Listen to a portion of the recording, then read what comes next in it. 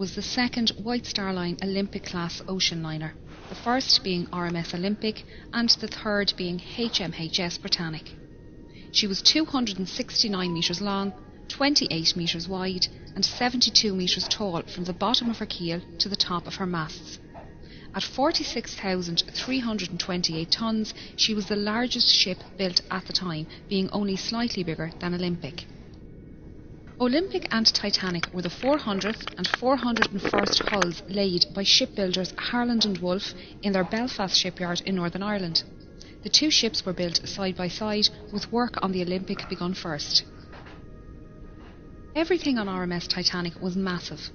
This centre anchor was at the time the largest anchor forged by hand and weighed in at over 15 tonnes. The centre anchor and the two bower anchors were made by Noah Hingley & Sons in their workshop in Dudley, England. The anchors were transported to Belfast by horse, train and ship before being installed. It took 3 years to construct Titanic, but by the 2nd of April 1912, Titanic was completed and taken out to the Irish Sea for her trials. She was certified as seaworthy by the British Board of Trade and ready for her maiden voyage. She would be servicing the transatlantic route, a journey from Southampton, England to New York, USA, with stops at Cherbourg, France and Queenstown, Ireland. RMS Titanic carried mail and cargo as well as passengers. She had 6 cargo hatches with numbers 1, 2 and 3 forward and 4, 5 and 6 aft. On our left is the number 1 hatch, the access point for the forwardmost cargo hold. The hatch cover can be found lying about 100 metres in front of the bow. It was blown off this hatch when the bow impacted the ocean floor and the water inside was forced up and out of the ship. After departing Southampton on the afternoon of Wednesday the 10th of April, RMS Titanic began her 5,360 kilometres journey to New York City. She was due to arrive in the early hours of Wednesday the 17th of April, but with calm ocean conditions and good weather, it was possible she could arrive early on Tuesday evening instead. The night of the 14th of April was moonless and a light fog was developing on the horizon. Titanic's captain Edward Smith had received a number of ice warnings during the day and had changed their course so they were further south to avoid the affected areas. The captain retired to bed and First Officer William Murdoch took charge of the bridge as officer of the watch. Titanic steamed ahead through the night while lookouts Frederick Fleet and Reginald Lee searched the horizon for small ice. They were standing here in the Crow's Nest when at 11:40 p.m. Fleet spotted an iceberg directly ahead. He rang the warning bell 3 times to indicate an obstacle ahead and phoned the bridge. Murdoch gave the order, hard a starboard, and the ship turned to port, but it was too late. Titanic struck the iceberg on her starboard side. The impact buckled hull plates and sheared rivets, revealing her 6 compartments to the ocean. You can see here the remains of the Crow's Nest platform and the mounting bracket for the bell above the access hole. The bell and telephone can be found lying in the debris field. The lookouts would climb up a ladder on the inside of this mast to reach the Crow's Nest. Both Lee and Fleet didn't believe Titanic had struck the iceberg hard and thought it was just a close shave. They didn't realise the seriousness of the situation until they arrived on the boat deck and were ordered into lifeboats.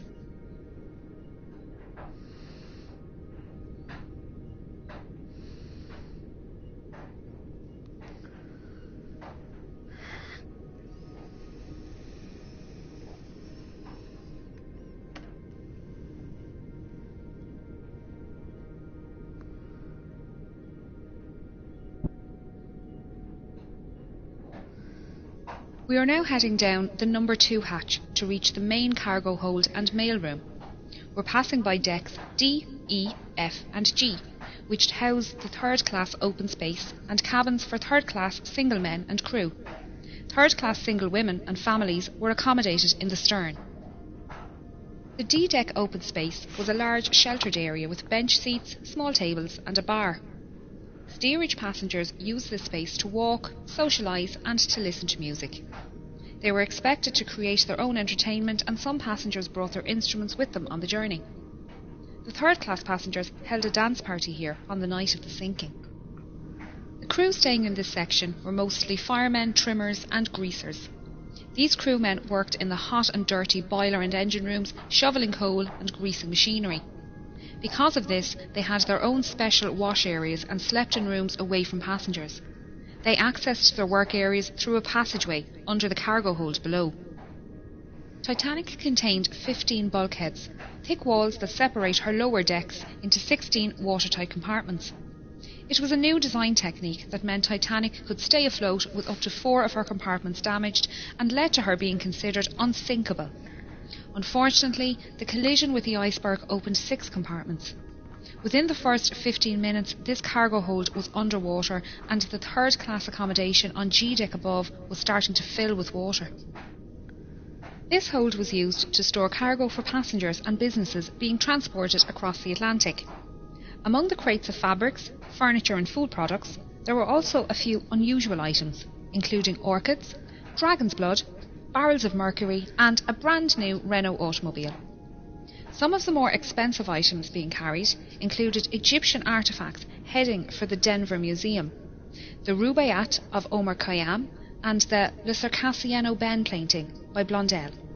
These items were most likely held in the first-class baggage area next door, but were lost along with the mailroom when that section filled with water 20 minutes after the collision. We are now going to head through to the mailroom on the other side of this bulkhead. RMS Titanic was registered as a Royal Mail steamer and contracted to transport mail across the Atlantic. RMS liners were favourable with passengers as they were considered more reliable to arrive at their destination on time. Titanic had a mailroom and post office on board, with 5 dedicated post office workers. This team consisted of 2 British and 3 American clerks, and together they sorted up to 60,000 letters per day. John Jago Smith and James Williamson were from the British Royal Mail, and William Gwynne, John March and Oscar Woody were from the US Postal Service. They worked in both this room and the sorting room upstairs, and their sleeping quarters can be found above on F deck. There were roughly 200 bags of registered mail and 3,500 standard mail bags on board, meaning a total of roughly 7 million pieces of mail and 700 parcels were lost in the sinking. The iceberg damage ran directly across the starboard side of this room, leading to this space flooding early in the night. The 5 clerks worked tirelessly to try and save the mail and managed to carry 200 mail bags up these stairs to the sorting room. Only a few minutes later, the water had reached this level and they moved what they could to D-deck. Their final movements aren't known, and sadly, all 5 mail clerks died in the sinking.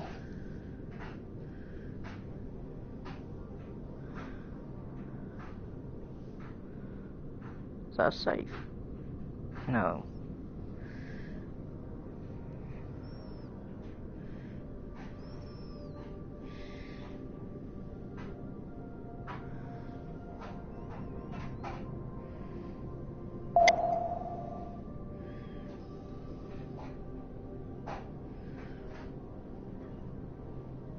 Okay.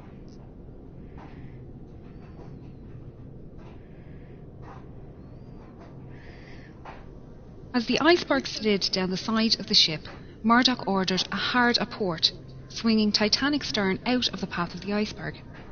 He also closed the watertight doors, isolating the flooding to those damaged compartments. The forward 3 hatches, along with the peak tank and boiler rooms 5 and 6, were breached. The openings were long and thin, where the iron plating had separated and exposed a total area of little over 1 metre squared. After the collision, RMS Titanic stopped and almost immediately took a starboard list. The captain organised a group to go below and inspect the ship for damage. When they returned, Chief Designer Thomas Andrews was summoned to the bridge and given the damage report. Knowing the volume of each breached compartment and the initial rate of flooding, he calculated Titanic would sink within 60 to 90 minutes. The captain gave the order for the lifeboats to be prepared. Passengers who were woken by the impact were starting to make their way onto the decks. Many found large chunks of ice here on the forward well deck and shaved ice falling through open portholes on C deck. Third-class men had an impromptu football match and first-class passengers joked about keeping pieces of ice as souvenirs for the journey. While exciting, passengers didn't believe they were in any danger, and most returned to their cabins soon after. We're now moving up to the bridge and then over to the Marconi radio room. RMS Titanic was not only luxurious, but also the height of technology at the time. She had a Marconi radio set on board and could send messages to other ships and stations up to 3,200 kilometres away. The fore and aft masts suspended the Marconi twin T-type aerials, 4 cables that transmitted the radio signals across the ocean. The top of this mast rests on the collapsed navigation bridge, where the officer of the watch would stand and direct the ship. The smaller, sheltered room at the back was called the wheelhouse, and it was here the quartermaster stood at the helm and piloted the ship. You can see the outline of the wheelhouse walls on the floor. This telemotor is all that is left of the wheel, and along with the commemorative plaques, serves as a stark reminder of the events of that night. Titanic carried just 20 lifeboats, 4 more than required by the regulations outlined by the British Board of Trade. There were 14 regular wooden lifeboats, 2 smaller cutters and 4 Engelhart collapsible boats. The total capacity of these lifeboats was only 1,178 people, far less than the total on board. This fact must have weighed heavily on the captain's mind as he specified the boats to be filled with women and children first. Many passengers refused to board lifeboats, believing they would be safer on board Titanic. Just over an hour after the collision, the first lifeboat left the sinking ship. By 2 a.m, only her 4 collapsible lifeboats remained unlaunched. This is davit number 1, the only davit remaining in a standing position on the wreck. It was used by First Officer Murdoch to lower Lifeboat 1 and Collapsible C, and was in the process of lowering Collapsible A when the bridge suddenly ducked under the water at 2:15 a.m. The officers, crew and passengers alike were washed from the decks by the resulting wave, and the lifeboat floated away upright and empty.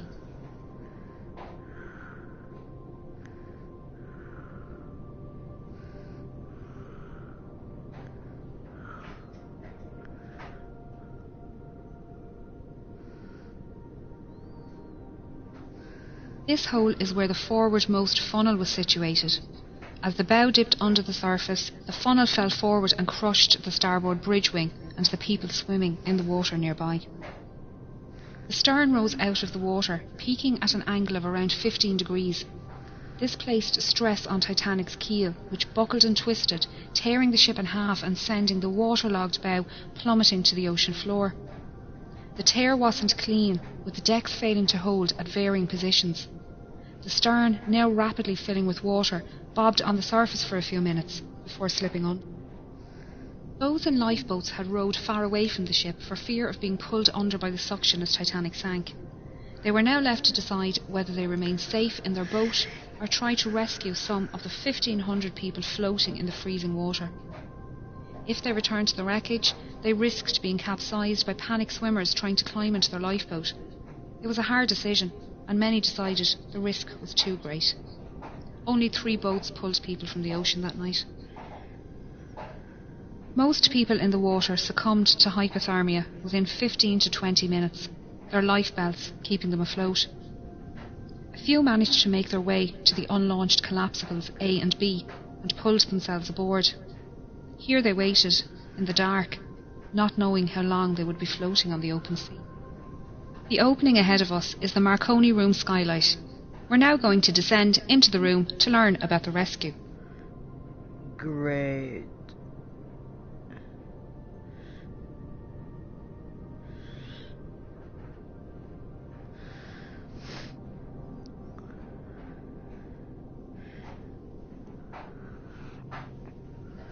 Throughout the night, senior operator Jack Phillips worked the 5 kilowatt Marconi wireless radio set to send out distress signals using both the old CQD and new SOS call codes. He alerted nearby ships to their position and status and received updates of ship locations and estimated arrival times. Junior operator Harold Bride took these updates to Captain Smith and passed the captain's responses back to Phillips for transmission. RMS Carpathia radio operator Harold Cottam was off duty and about to go to bed when he decided to listen in to the nightly news from Cape Cod. Operators there mentioned they had ice warnings for Titanic, and Cottam decided to pass on the message. He was surprised when Phillips responded to his call with a CQD and gave Titanic's location. Cottam immediately took the message to Carpathia's captain, Arthur Rostron, who ordered all hands on deck and told Cottam to let Titanic know they were on their way. These calls for assistance were only possible with the help of the Titanic's engineers working down in the ship's engine room. The dynamos powered the ship's lights, water pumps and Marconi equipment. As Titanic took on more water, her engines began to fail and the signal strength weakened. Bride adjusted the current and motor speed to find the strongest spark, while Phillips tested the equipment in the room next door. Bride's final settings can be seen on the wall here.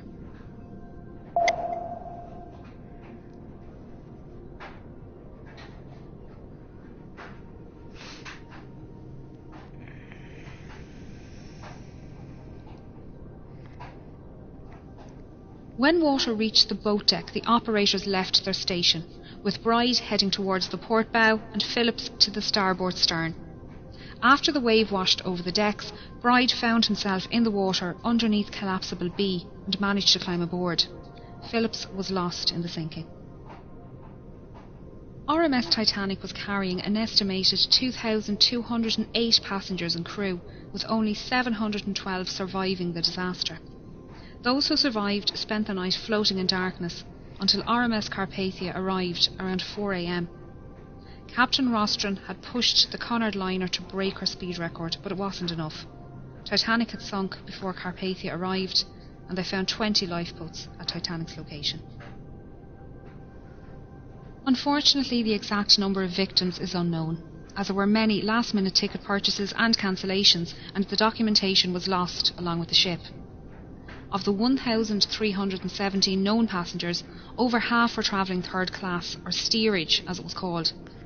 These passengers couldn't access the boat deck without entering second class or crew areas, meaning many were unaware how to get to the lifeboats and escape the sinking. Passengers from different classes were strictly separated and not allowed to visit each other's areas. This was mainly for health and immigration reasons, as all third-class passengers emigrating to the United States were taken to Ellis Island for a health check and processing before being allowed to enter the mainland. The US government was concerned about diseases entering the country, and all ships transporting people to the United States had to adhere to the segregation laws. First and second-class passengers had no issues making their way to the boat deck, as staircases provided both classes direct access. This forward grand staircase is one of the most iconic spaces within the ship and linked the floors accessible to first class from the boat deck through to F deck. Each deck contained stylised cabins, common spaces and state-of-the-art facilities.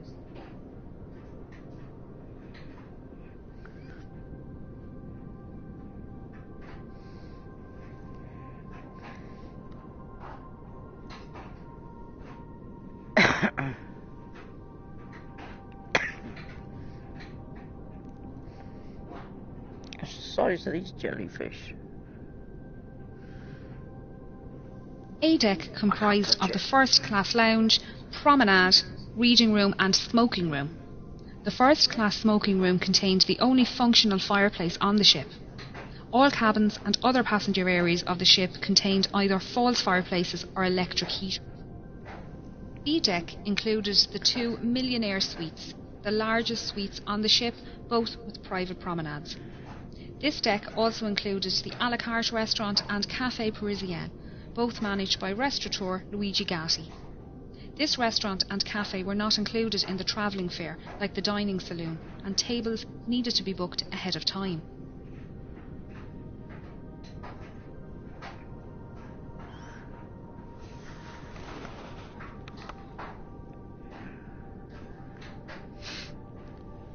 C deck was known as the shelter deck and contained first-class accommodation along with a first-class barber shop, inquiry office and purser's office.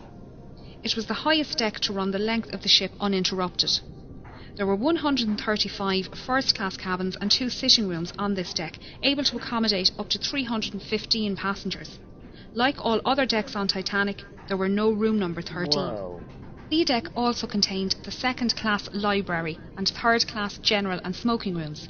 These were situated in the stern section, currently located 600 metres south of the bow. There were 2 purser's offices on board, one for first class and one for second class.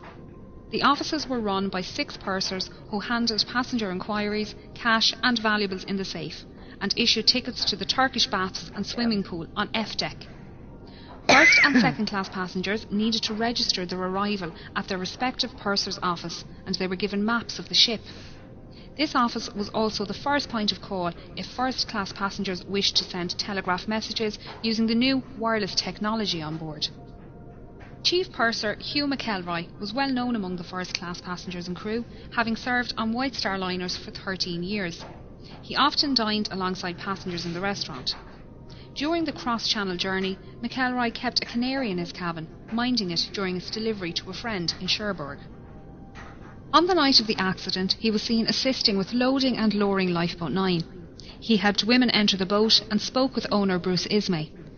He was also seen on deck speaking with Assistant Purser Reginald Barker and surgeons William O'Loughlin and John Simpson. The friends were standing silently watching the last boats being lowered and spoke briefly with Officer Lightoller before shaking hands and saying their goodbyes.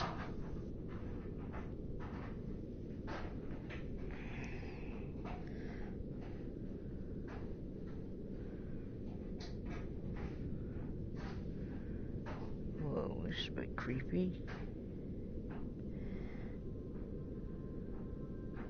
The sitting room, one of the most recognisable on board Titanic, was part of a parlour suite occupied by the Strausses. It was decorated in the Regency style with mahogany furniture and gilt panels. It was the only room on board in this style, and you can still see the golden clock sitting on the mantelpiece, surrounded by debris. The bedroom next door also contained mahogany furniture, this time contrasting with the white gilt panelling and decorated in the Empire style. Isidore Strauss was one of the owners of Macy's department store, and he and his wife Ida were returning home to the United States after visiting Europe for the winter. Their adult son Jesse was travelling with his young family from New York towards Europe on board the liner SS America, and their ships crossed paths in the afternoon of the 14th of April. Isidore sent a short message to Jesse that afternoon, noting the fine weather they had experienced. Unfortunately, Jesse wouldn't learn of his parents' fate until some 4 days later.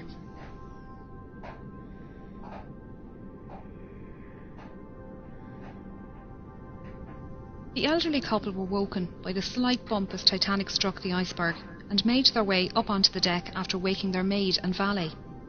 When the time came for Ida to board Lifeboat 8, she entered the lifeboat but then realised her husband would have to stay on board. She stepped back out. Isidore and others tried to convince her to re-enter the boat, but she refused to leave without her husband. Ida helped their maid Ellen Bird into the boat and wrapped her fur coat around Ellen, saying she wouldn't be needing it anymore. Oh, that made me jump. Isidore and Ida were last seen sitting in deck chairs on the A-deck promenade holding hands. Isidore's body was recovered from the ocean, but Ida's was never found. The Strausses' parlour suite was just one of many specially designed first-class rooms. The 77 large staterooms were decorated in a range of different period styles. Titanic was designed to be the height of opulence, and the first-class common areas were the most luxurious. She mostly followed Olympic's design, but White Star Line made many changes to Titanic's layout and fixtures due to feedback from Olympic's maiden voyage. Some design changes can be seen on D-deck.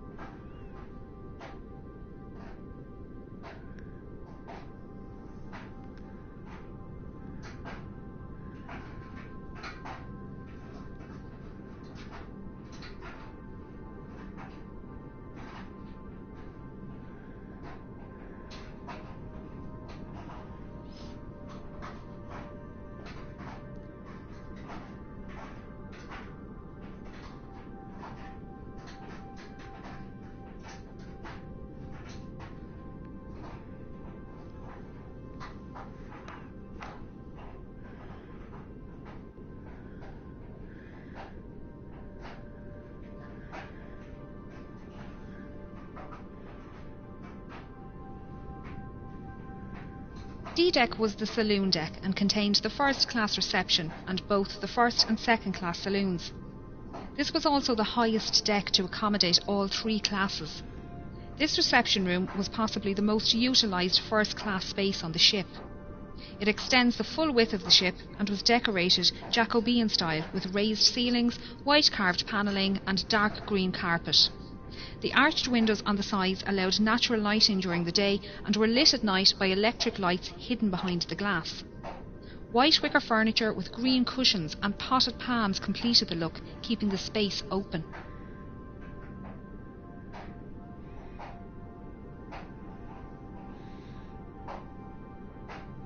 A Steinway grand piano sat in the corner and was played as part of a quintet during afternoon tea and in the evenings. Passengers would sit and listen to the band before heading to dinner in either the B-deck restaurant or through the double doors to the first-class saloon.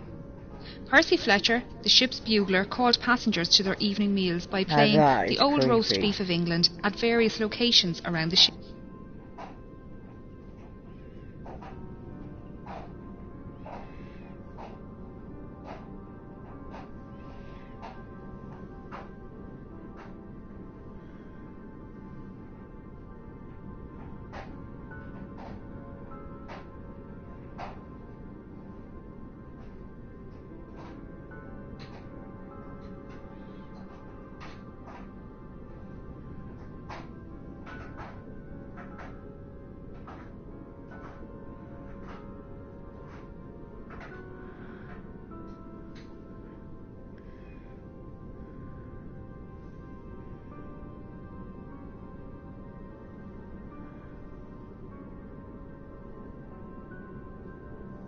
First-class passengers boarded and departed the ship via the gangway doors on either side of this room, or by the gangway doors directly above on B-deck.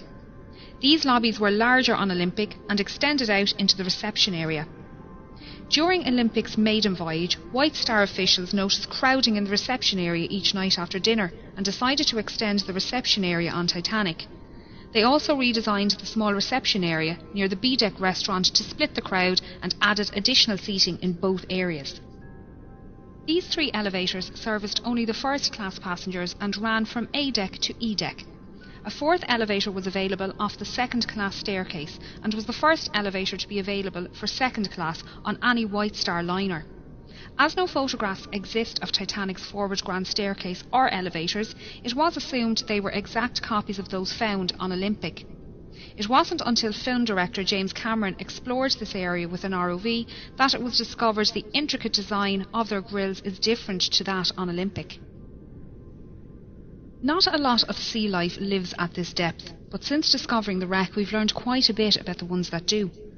So far, 24 species of invertebrates have been discovered around the wreck, including crabs, coral and sea stars. There have also been 4 species of fish found, with the rat-tail or grenadier fish being one of the more common species. They can grow up to 1 metre long and can be found both inside and outside the wreck.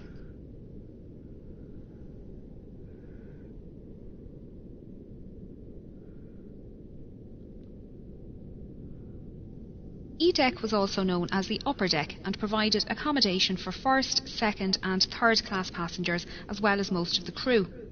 An access corridor used by both crew and steerage ran almost the length of the ship on the port side, just behind this door.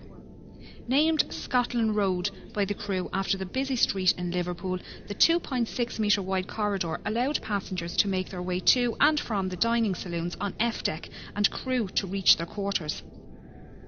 This side of the door was strictly first class only, and running down the starboard side were 45 staterooms. These rooms were alternative first or second class and were therefore not as luxurious as those on the decks above, but still comfortable. Many contained mahogany furniture with white enamelled brass beds.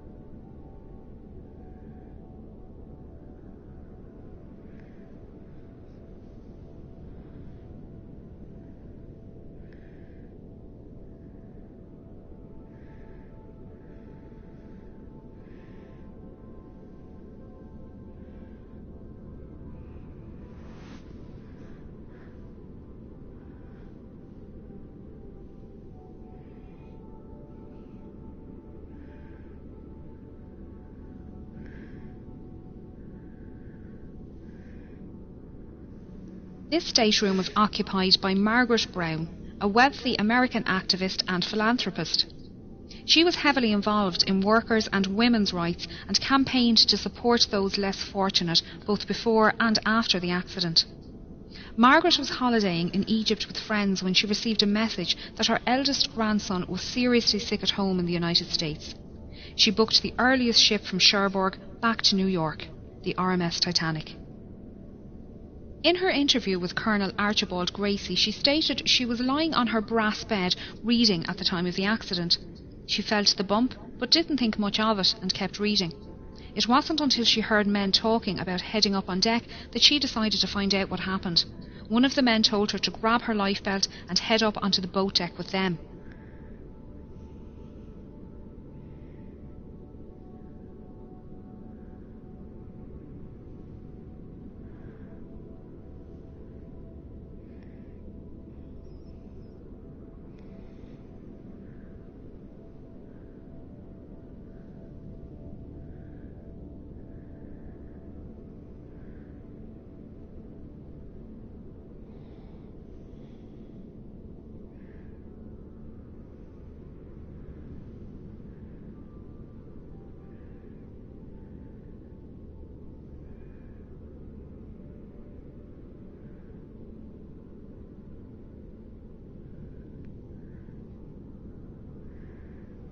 As they made their way up, she saw a group of men manually lowering the F-deck watertight doors from the access points in the floor here, directly outside of her cabin on E-deck.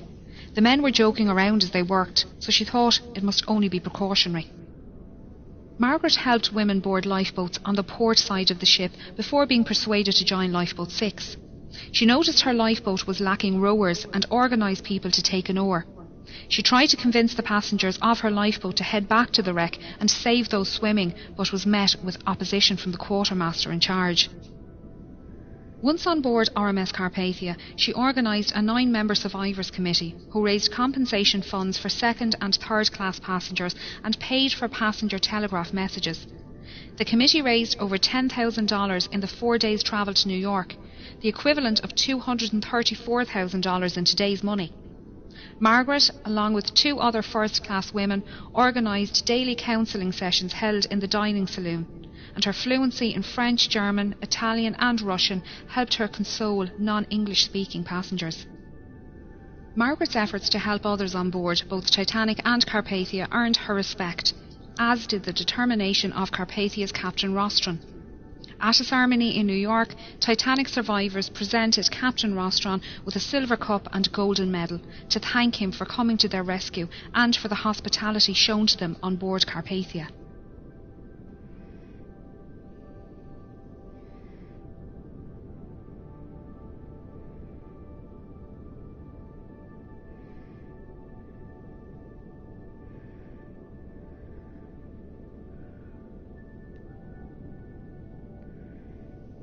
This watertight door is the one Margaret Brown watched being lowered from the floor above. On the other side of the door is the swimming bath and the linen storage rooms. Their state is unknown, although this area flooded around an hour after the accident and is expected to be in good condition due to the lack of water movement here. As we can see, the Turkish baths are well preserved. This was the cooling room, and first-class passengers would relax here after using the temperate, hot and steam rooms just off the side door. Passengers would change into towels using the change rooms in the starboard corner and store any valuables in the cabinet next to the vestibule. The passenger would then make their way down to the temperate room, where they would sit or lay in the heat for 10 to 15 minutes. Here they would start to sweat before moving into the adjoining hot room. After spending another 5 to 10 minutes in the hot room, the passenger would either take a cold shower or a dip in the swimming bath next door, before making their way into the shampooing room. Here the passenger would lay on a marble table while an attendant gave them a full body wash and massage. Once dry and wrapped in clean towels, the passenger would make their way back to the cooling room, where they would relax until their body returned to the normal temperature.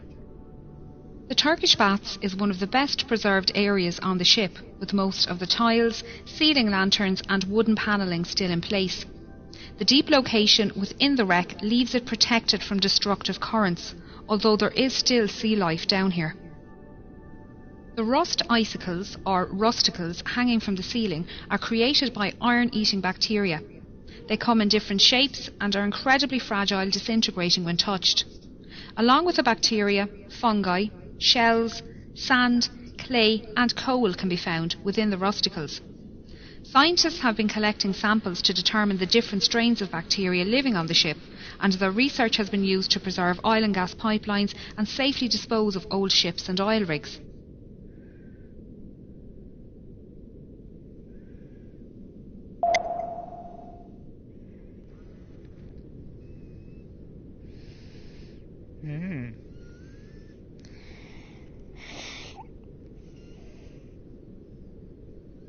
Crazy.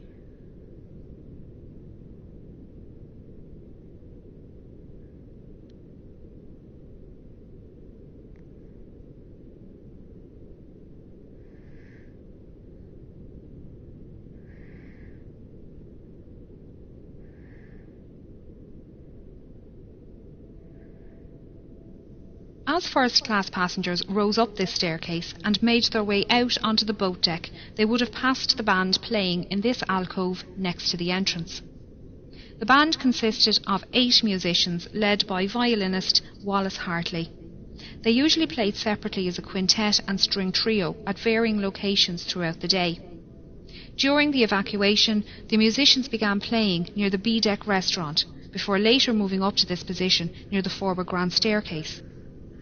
They played mostly ragtime tunes to calm passengers standing nearby and draw passengers inside up to the boat deck.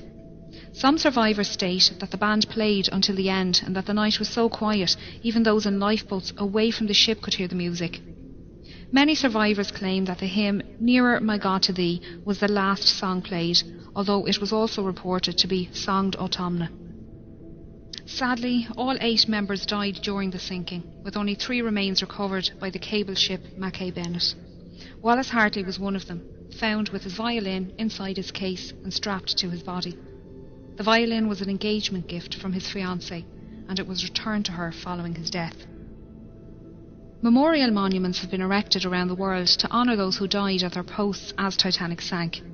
The musicians playing on deck, the passengers who loaded lifeboats and then stood aside, the firemen and engineers keeping the dynamos running.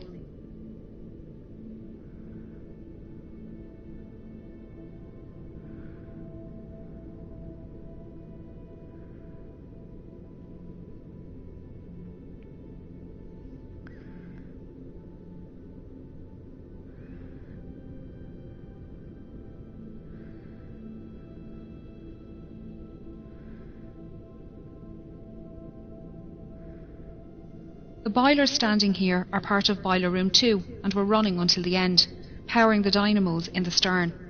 A skeleton crew remained in the electrical engine room, redirecting power and keeping the lights on. This is the point where the keel failed and the massive ship began to tear itself apart. As so much of the ship between the bow and stern sections is scattered in the debris field, it's difficult to piece together the last moments of Titanic. Even those watching it happen couldn't agree, with the inquiries held in both the United States and England producing contradicting accounts. Many expositions to find and raise the wreck were proposed over the years, with the exact location of her wreck being unknown. Titanic's coordinates sent out in distress on the night of the accident had been incorrect.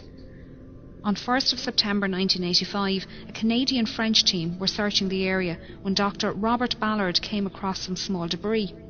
He followed the trail which led him to a boiler and eventually the wreck. His discovery confirmed suspicions that Titanic had in fact split, and there was no hope of raising the wreck as a whole. Scientists and historians have long argued for and against the recovery of artefacts from the site, while agreeing the site should be treated as a mass grave.